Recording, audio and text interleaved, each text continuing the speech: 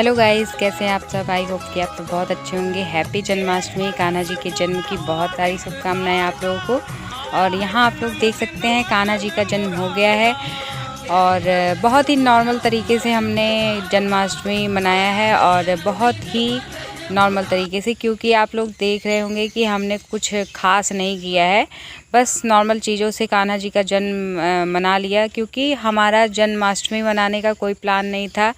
Fast तो हम लोग रखते हैं, बट हम जो है जन्माष्टमी जन्म कभी नहीं करते थे, लेकिन इस बार अचानक से ऐसे मन में हुआ कि हमको जन्माष्टमी करनी चाहिए। कान्हा जी का जन्म है भाई, तो अच्छे से कान्हा जी का जन्म मनाना चाहिए। बट हमको ये चीज़ें लगभग शाम के टाइम याद आई, जबकि समय निकल चुका था, हमने शॉपिंग नहीं की थी, इसलिए हमने घर की चीज़ों से ही कान्हा जी का जन्म मनाया।